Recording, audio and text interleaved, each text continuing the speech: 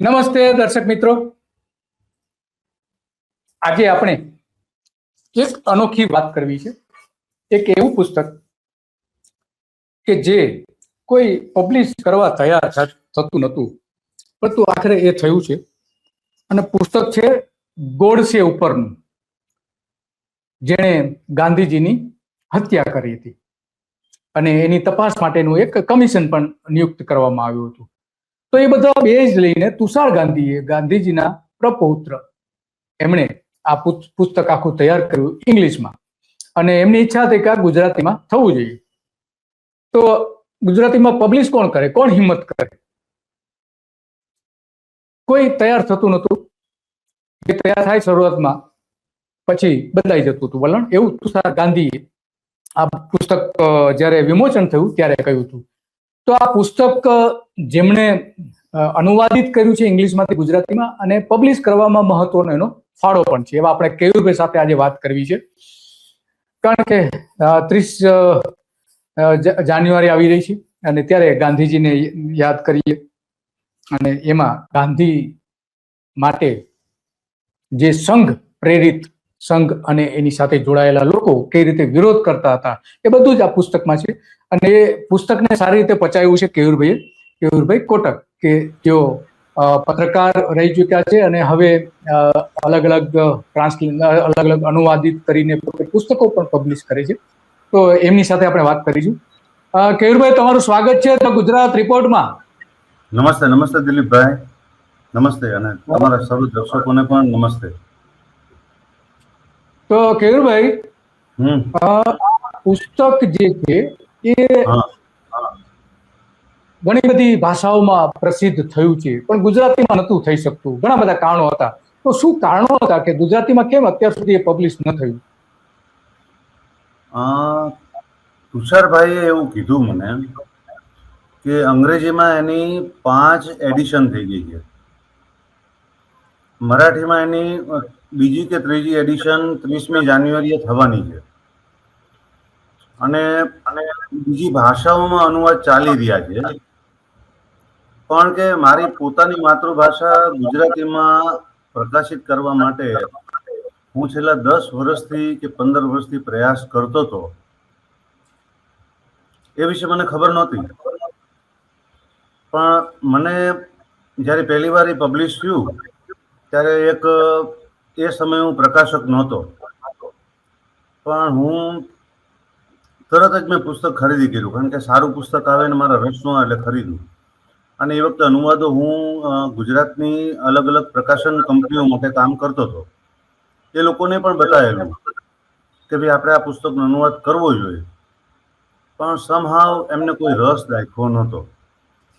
હવે સમય પસાર થતો ગયો અને 2023માં મેં કલ્પવૃક્ષ પબ્લિકેશનની શરૂઆત કરી.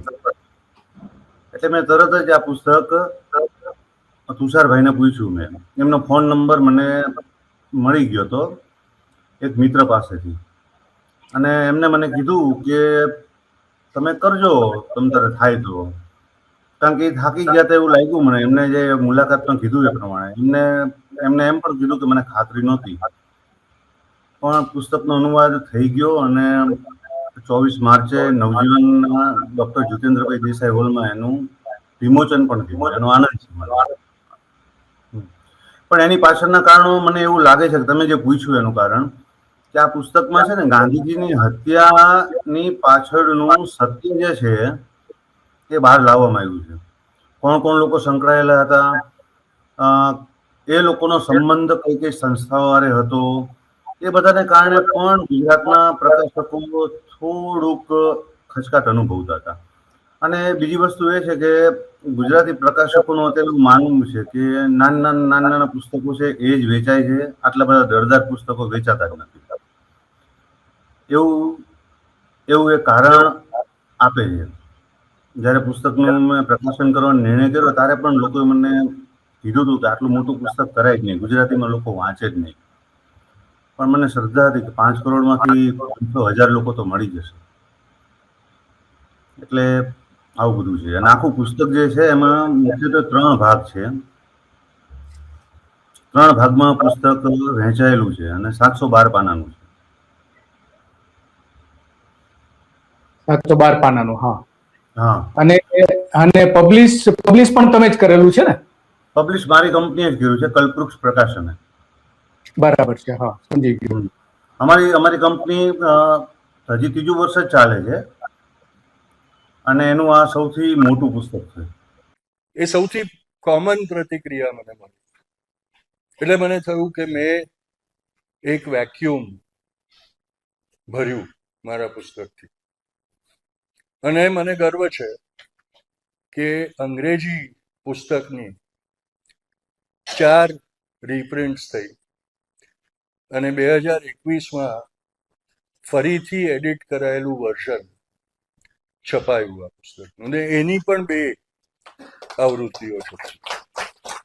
કેવુરભાઈ, આશા છે કે ગુજરાતીની પણ એવી જ રીતે થાય.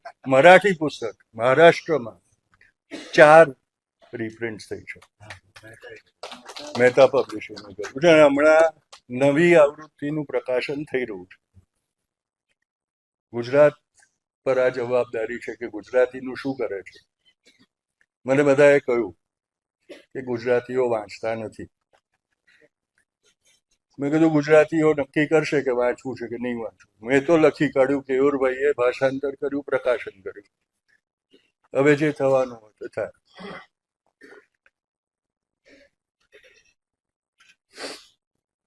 આ પુસ્તક મારી માટે એક કેથારેસિસ હતું. એ લખી રહ્યો હતો ત્યારે શરૂઆતમાં મેં એવું વિચાર કર્યો હતો કે ગોડસે કોર્ટમાં જે બયાન કર્યું અને બાપુ પર જે આક્ષેપો કર્યા, એ દરેક આક્ષેપનું હું ખંડન કરીશ. પુસ્તક લખતી વખતે મને થયું કે એ તો બધા એ જ આક્ષા રાખશે કે આ પરપોતો છે, પ્રપૌત્ર છે, એ પોતાના દાદાનો બચાવ કરશે. એટલે હું ગમે એટલું લખું પણ લોકો એમ જ કહેશે કે એ બિચારો કરે શું, પ્રપૌત્ર છે એટલે દાદાનો બચાવ તો કરવો જ પડે. તો મેં કીધું મારે શું જરૂર છે દાદાનો બચાવ કરવાની. એટલે પછી મેં નક્કી કર્યું કે બાપુના જીવનના જે છેલ્લા 4 વર્ષ હતા, આગાખાન પેલેસથી છૂટ્યા પછી એમની હત્યા થઈ ત્યાં સુધી, એનો વૃત્તાંત, એમનો એમ હું લખીશ મારા પુસ્તકમાં. પછી વાચકો એમાંથી તાર કાઢે કે ગોડસે જે આક્ષેપ મૂક્યા એ સાચા હતા કે બાપુએ જે કામ કર્યા એ સાચા હતા. એટલે નોઆખલી અને ત્રિપુરામાં જે પદયાત્રા કરી, શાંતિ યાત્રા કરી બાપુ, એના વિશે લખ્યું. એમાં પણ મેં એવું કોઈ જ જગાએ ટિપ્પણી નથી કરી કે ત્યાં બાપુ હિન્દુઓને બચાવવા ગયા. કારણ કે બાપુ કોઈ દિવસ હિન્દુ કે મુસલમાનને બચાવવા નહોતા જતા. બાપુ મનુષ્યોને બચાવવા જતા હતા. અને એટલે મેં કહ્યું એ વાત મહત્વની છે. એ હિન્દુને બચાવતા હતા કે બિહારમાં મુસલમાનોને બચાવતા હતા એ મહત્વનું નથી. એ બધા વિચારોથી લેટ્સ કિલ ગાંધી બન્યું. ભારત સરકારના આર્કાઇવોમાં ઘણી બધા નિવેદનો મેં કર્યા, કારણ કે જેટલા ડોક્યુમેન્ટ્સ મને રિફર કરવાને મળ્યા એનાથી ઘણા બધા વધારે ડોક્યુમેન્ટ્સ આર્કાઇવ્સમાં હતા જેની મને ખબર હતી. અને એ ડોક્યુમેન્ટ્સ મેળવવા માટે મેં ઘણો પ્રયાસ કર્યો, પણ ત્યારે હજુ ઓફિશિયલ સિક્રેટ્સ એક્ટ ફોર્સમાં હતો. અને ઘણા બધા ડોક્યુમેન્ટ્સ જોવા મળ્યા પણ ખરા, પણ ઘણા બધા ડોક્યુમેન્ટ્સ